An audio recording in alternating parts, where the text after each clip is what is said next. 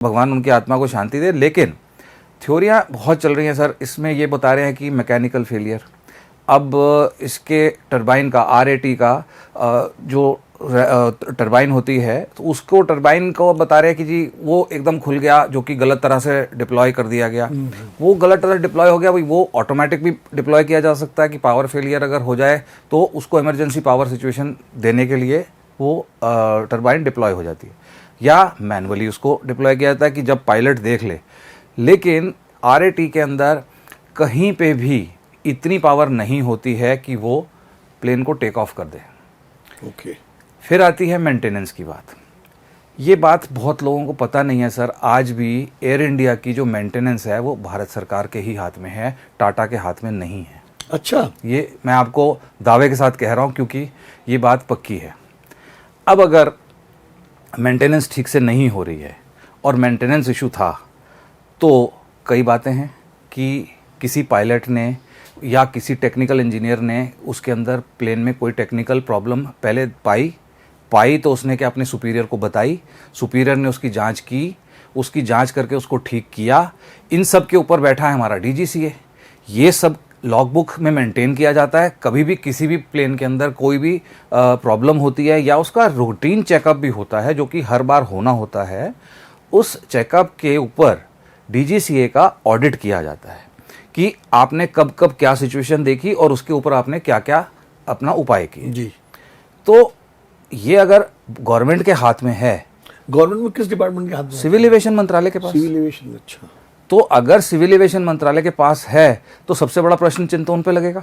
बिल्कुल। कि अगर मेंटेनेंस इशू था तो ऐसा तो नहीं है कि टाटा की ही टीम कुछ उसको कर रही थी।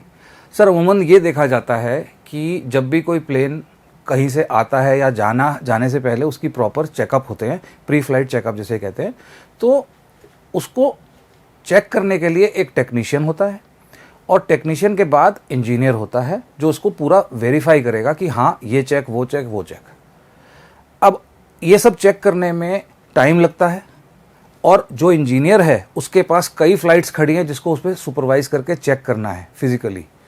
तो जिसको कहते हैं सर कि जल्दबाजी का काम जो होता है वो, जिसको फॉर्मेलिटी पूरी करनी है, खाना पूर्ति होनी है, तो चल भाई टेक्नीशियन तू सब कुछ चेक कर दियो, मेरे से साइन ले लियो, वो कैजुअली होती है। तो अगर ऐसी बात है तो ये जांच अगर होगी तो कई लोग नपेंगे सर।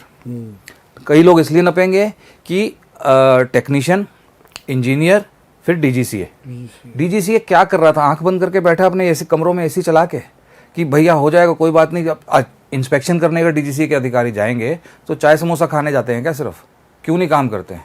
और अगर किसी एयरलाइन इनके ऊपर प्रेशर डालती है, कोई भी एयरलाइन, मैं किसी एयरलाइन का नाम नहीं ले रहा हूँ, तो इसका मतलब कहीं पे भ्रष्टाचार भी हो रहा है कि भाई अगर हमारी छोटी मोटी हल्की सी कमी है। अब क्या है सर, एयरलाइन के अंदर 3 तरह की इक्विपमेंट की ज़रूरत होती है, priority 1, priority 2 and priority 3।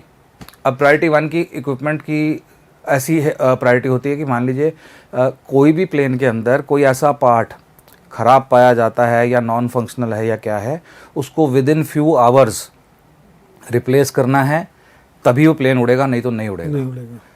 Priority 2 with in 72 hours आपको उसको ठीक करना ही करना है। प्रायोरिटी 3 मतलब 10 दिन के करीब आपको प्लेन के अंदर जो प्रॉब्लम है उसको सॉल्व करना ही करना है। तो एयरलाइन लोग क्या करते हैं सर, अपना मुनाफा कमाने के लिए, ये सबके ऊपर लागू है, चाहे वो ये शेड्यूल्ड एयरलाइन हो या नॉन शेड्यूल्ड एयरलाइन हो। जो नॉन शेड्यूल्ड का मतलब ये है कि चार्टर एयर चलाते हैं, जिनके पास ज़्यादा हवाई जहाज़ हैं तो किसी और विमान के अंदर जो पुर्जा ठीक से चल रहा होगा उसको इससे अल्टा पल्टी कर देंगे, जिससे कि ये दिखा देंगे कि जी ये इस विमान में ये कमी आई थी, हमने उसको ठीक कर दिया। वो देखेंगे, चेक करेंगे, ठीक पाया, चल भाई तुम उड़ जाओ। दूसरा विमान जैसे ये मिस्त्री करते हैं, कारवां करते हैं। तो अब उसमें जो पुर्जा एक्चुअली खराब था, जिसको ठीक करने के लिए पहले 10 दिन मिल रहे थे, अब वो 10 के 20 दिन मिल गए क्योंकि वो दूसरे विमान में लग गया। तो 20 दिन में कहीं से चल के आएगा। अब 20 दिन में भी चलो गनीमत है आ जाए तो विमान तो सुरक्षित हो जाएगा। तो अब विमान सुरक्षित रखना, विमान को सही से उड़ाना, ये एयरलाइन और DGCA दोनों की जिम्मेदारी है, जॉइंट है। क्योंकि आज की डेट में सर आप अगर देखें, आप और मैं किसी डेस्टिनेशन पे जाना चाहेंगे तो आज तुम्हारे पास ऑप्शंस बहुत हैं। तो हम देखेंगे जी क्या है कि इसकी फ़्लाइट 4000 की है, उसकी 4500 की है, उसकी 3200 की है। तो जो सबसे सस्ती फ्लाइट होगी वो ले लेते हैं। हम वो लेंगे। हम ये नहीं देखते हैं कि किस फ्लाइट के सेफ्टी स्टैंडर्ड्स, एयरलाइन की जो है, जो भी एयरलाइन है कि उसका सेफ्टी स्टैंडर्ड्स कितना हाई है, क्या चीज़ है, उसकी क्या रेपुटेशन है, उसको हम लोग नहीं देख रहे हैं। तो फैक्टर्स बहुत हैं। Now coming back to the मुद्दा कि अब इसमें एक थ्योरी ये भी आ रही है कि पायलट एरर हमने बता दिया, उसका वो बता दिया, Mechanical error बता दिया। हो गया। अब इसके अंदर यहाँ पे ये कह रहे हैं कंटामिनेटेड फ्यूल की आ रही है, मिलावटी ईंधन। मिलावटी ईंधन की। हाँ, तो मिलावटी ईंधन की बात आ रही है तो मेरे को यहाँ पे एक बहुत अच्छा और रोचक किस्सा याद आ रहा है। 2019 में सर मैं जा रहा था चेन्नई, तो जैसे ही हम प्लेन बोर्ड करने लगे थे दिल्ली से, तो मैंने देखा कि वहाँ पे फ्यूल टैंकर लगा हुआ है और उसको रिफ्यूलिंग हो रही है। तो ये तो नॉर्मल सी बात लगी मुझे, मैंने कहा ठीक है। अचानक मेरी नज़र पड़ती है उसके टैंकर के नंबर प्लेट पे। उसका नंबर था DAR0018। अब चूंकि मैं दिल्ली में पैदा हुआ हूँ, दिल्ली में पला बढ़ा हूँ, तो मुझे ज़्यादातर नंबरों की जानकारी है कि कौन सा नंबर किस कैटेगरी का होता और है। व्हाइट प्लेट पे ब्लैक में था। वो वाइट प्लेट में ब्लैक के ऊपर चिपका हुआ एक नॉर्मल स्टिकर था, हाई सिक्योरिटी नंबर प्लेट नहीं थी। मैंने सबसे पहले उस ट्रक की फ़ोटो खींची कि पाइप उसका कनेक्टेड है उसके साथ, और मैंने अपनी वेबसाइट पे खुद डाला उसको इमीडिएटली सर्च किया कि ये टैंकर का नंबर है, ये किसका है, कि वास्तव में ट्रक के नाम पे रजिस्टर्ड है या नहीं है। तो आप यकीन नहीं करेंगे सर कि वो निकला मारुति 800 1984 की गाड़ी और किसी राजीव मनचंदा के नाम पे। मैंने उसका स्क्रीनशॉट लिया, इमीडिएटली हरदीप पुरी साहब हमारे सिविल एविएशन मंत्री होते थे, उसके साथ मैंने ट्वीट लगा के होम मिनिस्ट्री सबको टैग किया। उसके 2 दिन बाद मैंने स्टोरी भी पब्लिश की, और फिर मैंने इसी बीच प्लेन में चढ़ते चढ़ते, क्योंकि मेरे एविएशन में सब कॉन्टैक्ट्स हैं, मैंने उनसे पूछा कि मैंने कहा कहाँ कहाँ पे क्या रिस्ट्रिक्शन हैं, कि क्या ये जो टैंकर्स हैं वो एयरपोर्ट के बाहर जाते हैं कि नहीं जाते, कि इन पे मोटर व्हीकल एक्ट लागू होता है कि नहीं होता है। तो सबने कहा बिल्कुल बाहर जाते हैं, सर्विसिंग के लिए जाएंगे, ठीक मरम्मत होने के लिए जाएंगे, सब कुछ लगता है। तो इसका मतलब उस पर नंबर प्लेट लगना ज़रूरी है। रिगार्डलेस नंबर प्लेट लगना ज़रूरी है। तो अगर किसी टैंकर पे मारुति 800 की नंबर प्लेट लगी हुई है तो हमारा bureau of civil aviation 84 model की, 84 मॉडल जो कि एक्सपायर हो गए 2019 में, 34 साल पुरानी। तो इतनी पुरानी गाड़ी की नंबर प्लेट पे तो हमारा bureau of civil aviation security क्या कर रहा है? मुझे और कुछ नहीं सूझा। मैंने बीकेएस के डीजी राकेश अस्थाना जी हमारे परिचित हैं, मैंने उनको फ़ोन भी किया और पूरी रिपोर्ट बना के उनको भेज भी दी। उन्होंने इस पर जांच करवाई और मेरे सारे एलिगेशन सच पाए गए। आज जब मैं जाता हूँ 19 के बाद, देखता हूँ तो सब पे सिक्योरिटी नंबर प्लेट लगी हुई है, प्रॉपर लोहे की उस पर कसी हुई। आप एक विजिलेंट जर्नलिस्ट थे तो आपने उसको पकड़ा, आपने उसको फॉलो किया, फॉलो करने के बाद आपने उस बात को ऊपर तक ले गए, तो कम से कम वो एक जो प्रॉब्लम थी सिक्योरिटी ब्रीच की वो काफ़ी हद तक हल हुई। लेकिन सर इसके अंदर मैंने फिर अपने एयरलाइन के कॉन्टैक्ट से बात करी, तो मैंने उनसे पूछा, मैंने कहा जी ये क्या सिस्टम है, ये क्या स्कैम है? कहते हैं सस्ता तेल किसे बुरा लगता है? क्या मतलब?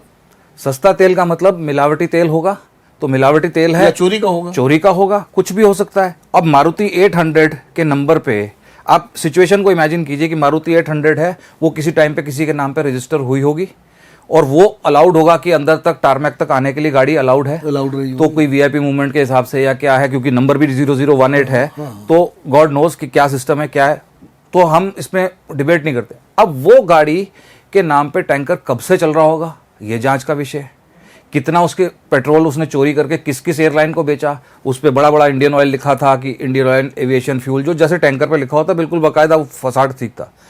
सर ये देखिए कि इस बात की क्या गारंटी है कि सिर्फ उसके अंदर तेल होगा?